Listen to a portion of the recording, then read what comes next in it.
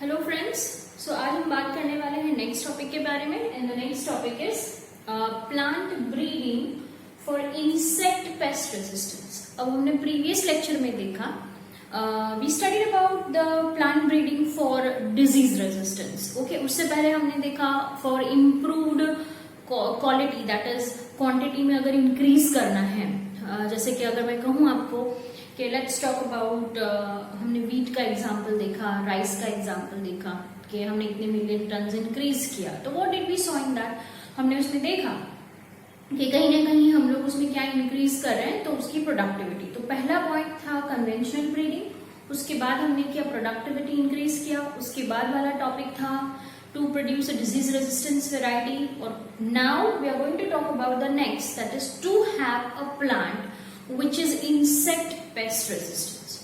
So no doubt, along with the जो ये होता है जैसे कि इंसेक्ट डिजीज जो प्रोड्यूस करते हैं प्लांट्स, उसके साथ साथ कितनी लॉस इंसेक्ट और पेस्ट भी करते हैं।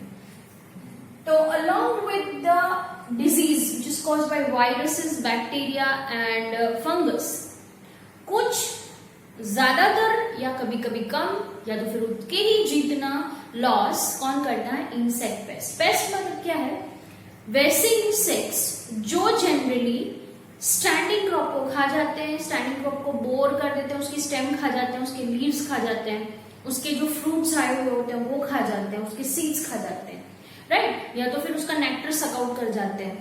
अल्टीमेटली इस तरह के जो भी इंसेक्ट्स है, वर्म्स है, ओके, उसे हम क्या कहते हैं, पेस्ट।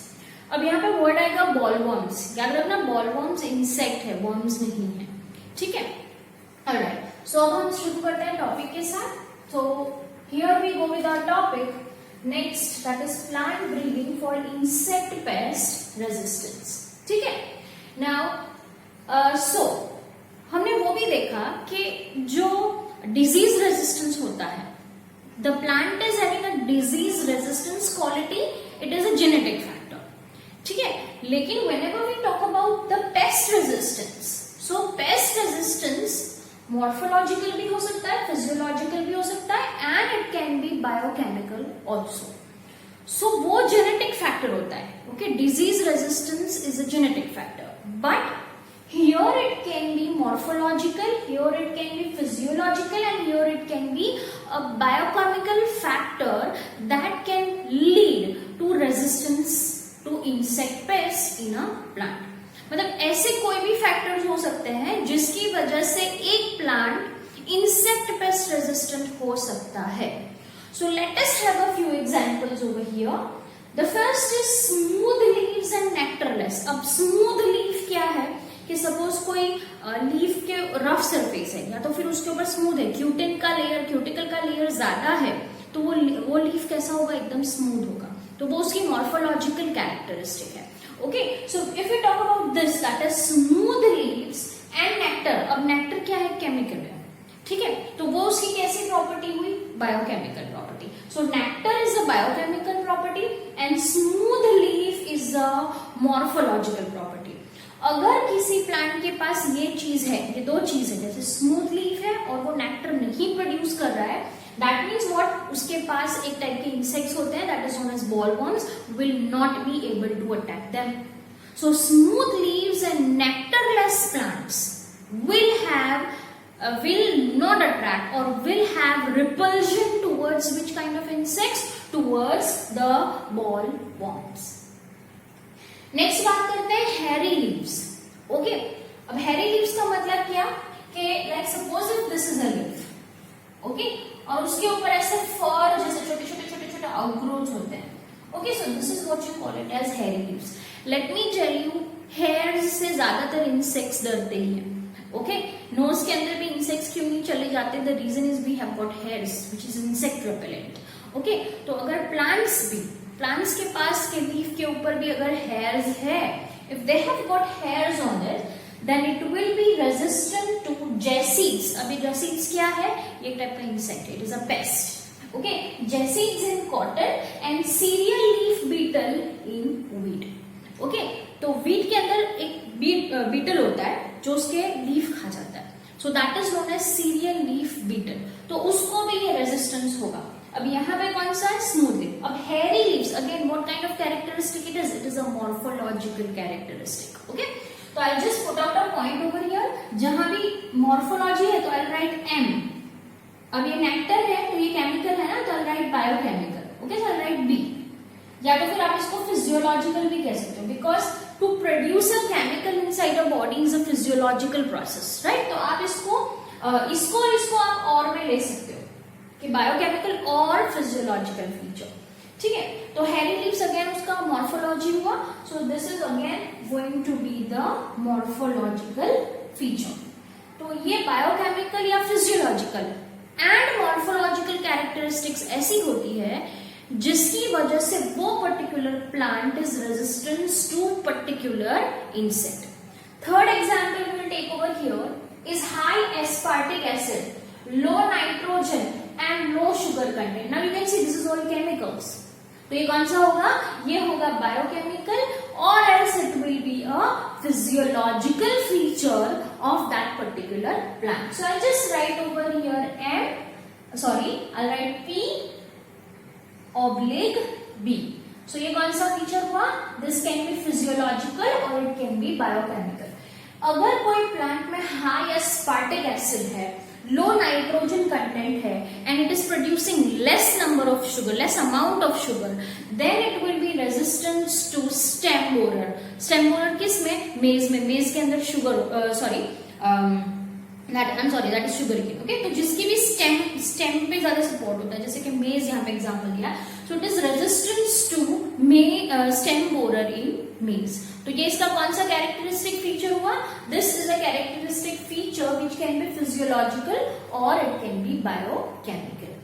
ओके, फर्दर हम गए solid stem. Okay, fourth example is solid stem, मतलब अगेन मॉर्फोलॉजी, बाहर का फीचर हमें दिखाया गया है यहाँ पे। So this is again which kind of feature? It is, I write M over here, so it is a morphological features. Okay, and if we talk about this, it is resistance to stem sawfly. एक sawfly होती है जिसकी यहाँ पे ऐसे saw जैसा, saw मतलब गुजराती में हम कहते हैं करवट, जिससे हम आरी जिससे हम लकड़ा काटते हैं, वो उसे कहते हैं कि it is known as a stem sawfly. तो वो स्टेम सॉफ्लाई को वीट के अंदर वो रेजिस्टेंस देगा। So these are certain features which plants themselves have this feature, and this will make that particular plant resistance to jessids, aphids, bollworms, या तो फिर हम कहते हैं कोन बोर, स्टेम बोरर्स मेज में, ये अलग अलग टाइप के इंसेक्ट्स को ये सारे फीचर्स क्या देते हैं, इट गिव्स रेजिस्टेंस।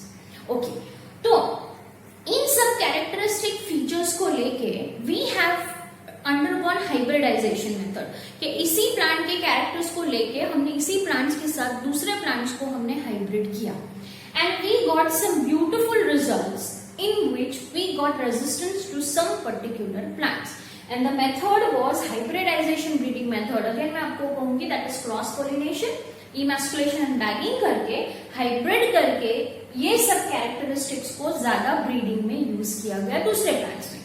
Okay, तो the first we'll be talking about is the crop. Okay, now crop में कौन सा, brassica. I have told you that over here, वो हमने previous topic में देखा था, वो currant rye था।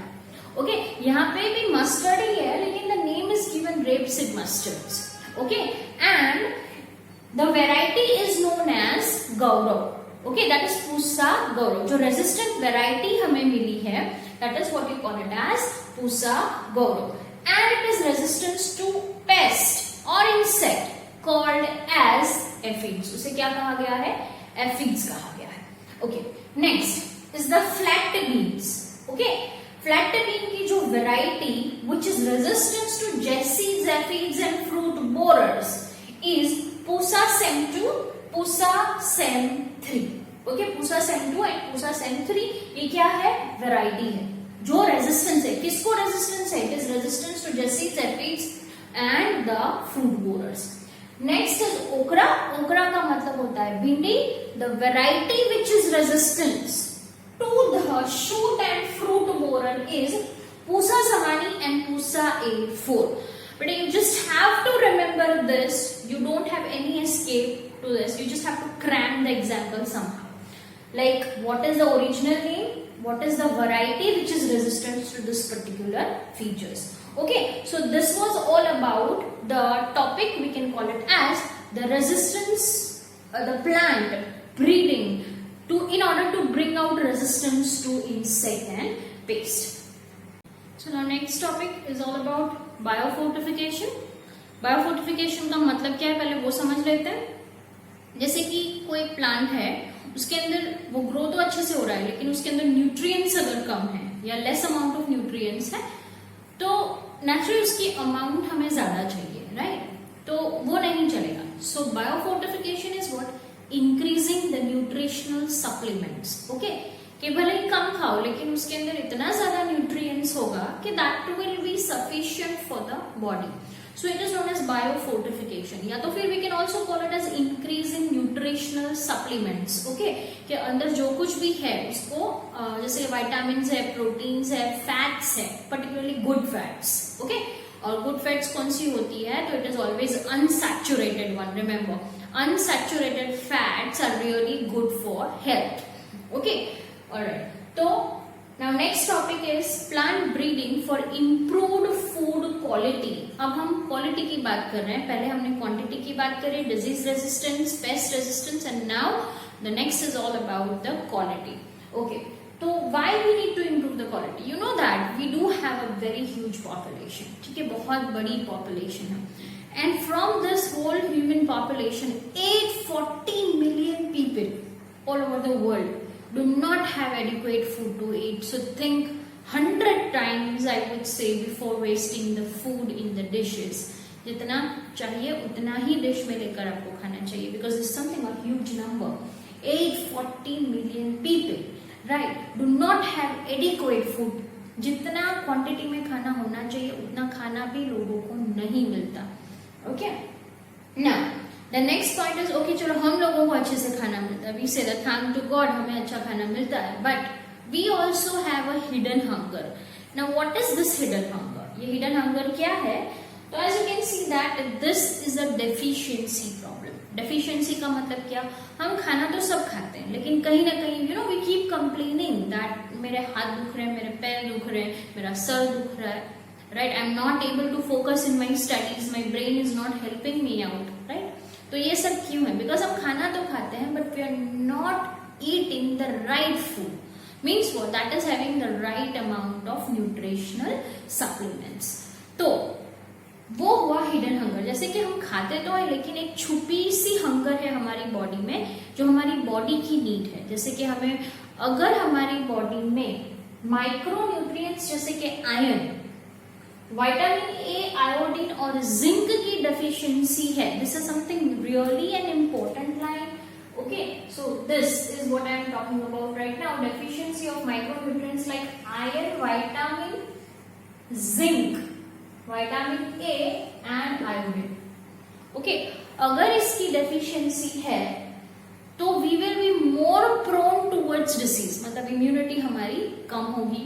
द नेक्स्ट इज हमारी लाइफ स्पान कम हो सकती है, एंड द नेक्स्ट इज हमारी मेंटल एबिलिटीज भी डिक्रीज हो जाती है. Means what, we are eating properly but we are not eating the right food because we are deficient somewhere for vitamin A, iron, zinc, okay, and iodine. तो this will happen, this will be the symptoms and this is what you call it as hidden hunger. Okay, so answer to that is biofortification. Now what do you mean by biofortification? Biofortification का मतलब होता है कि कहीं ना कहीं हमें ऐसे प्लांट्स डेवलप करने हैं जिसके अंदर इम्प्रूव्ड फूड क्वालिटी है, ठीक है, इम्प्रूव्ड फूड सप्लीमेंट्स है.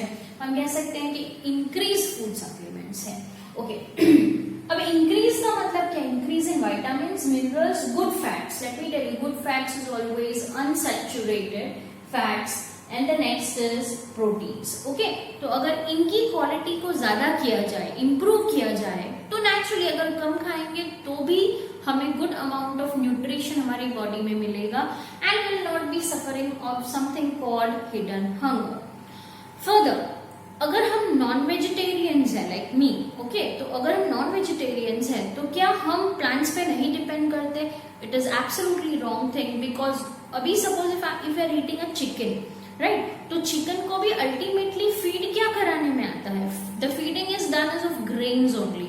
So you cannot say that if suppose somebody is eating only non-veg, that is not plant dependent. Yes, that is plant dependent, because if that person is eating even a chicken, that chicken is fed upon the grains. तो वो एक जो 1 kg का chicken होता है उसमें भी वो उसको कितना ग्रेन्स खाएगी, फिर वो 1 kg की चिकन बनेगी, right? So ultimately we are dependent anyways on the plants for the daily nutritional requirement. So कहीं ना कहीं हमें प्लांट की क्वालिटी को इम्प्रूव करना है. The next point is breeding is done. So plant breeding is done for what? Plant breeding is done to improve the protein content and the quality. उसके अंदर प्रोटीन कंटेंट को increase करने के लिए हम प्लांट ब्रीडिंग करते हैं. Next oil content. Oil again I will be telling you over here, इसमें ट्राइग्लिसराइड्स या सैचुरेटेड नहीं होना चाहिए. It should only be unsaturated fats. That is called as MUFA and PUFA. MUFA is monounsaturated fatty acids and PUFA is polyunsaturated fatty acids. Remember, it is always unsaturated because unsaturated fats are known as good fats. Okay. Further अगर हम बात करें तो micronutrients. Okay, what is mean by micronutrients? तो हमें बताइए, we have written over here that is iron, then vitamins, then iodine and zinc. उसका amount भी ज्यादा होना चाहिए. And of course vitamin contents must be more. Now certain examples of plant breeding. कि plant breeding करने से कुछ improvements हुए हैं. This one is very important. It is asked many many many many times in the examination. First example जो आपकी book में दिया है that is of maize. Okay, so maize is having twice the amount of lysine and tryptophan. अब ये lysine और tryptophan क्या है? They are amino acids.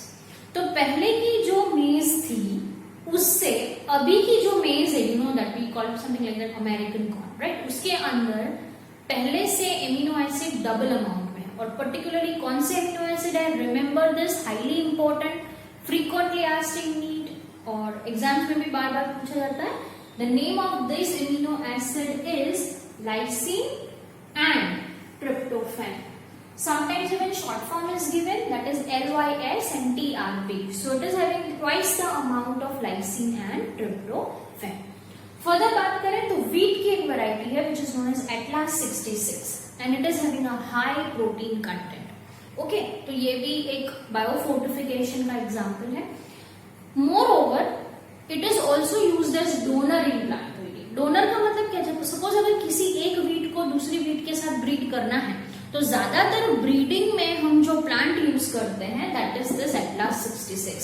So I have mention over here that it is used in a donor as a donor plant in breeding. Remember Atlas 66 again important. The next is rice. Rice is iron fortified. Iron का मतलब उसके अंदर पहले से 5 times more iron किए गए हैं. So its nutritional amount has increased. Next is golden rice. This is also asked many times.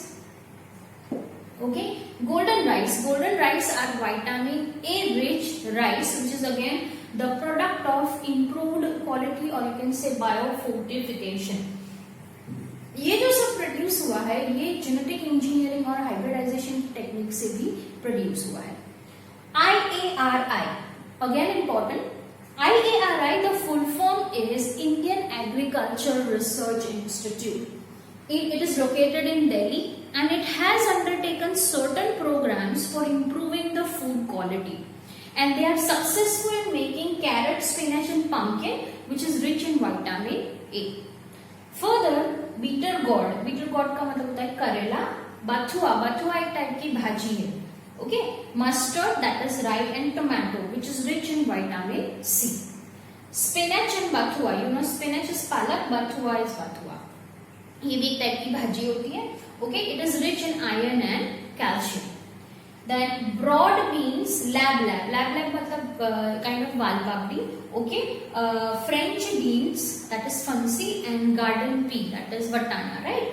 सो ये भी प्रोटीन रिच अमाउंट किया गया है. सो this is a topic of biofortification. Why it is important? Because इसमें हमने क्या किया है, इसमें हमने फूड की जो सप्लीमेंट है, न्यूट्रिशनल सप्लीमेंट है, उसे हमने इंक्रीज किया है, ताकि even if a person, this huge population eat less, then also they will get enough amount of nutrition and nourishment through this, what we can say, from this amount, from this kind of plants. So if these plants are breeded internally, you can understand that we can increase the food quality and quantity as well. So this was all about the next topic, and that is plant breeding for improved food quality.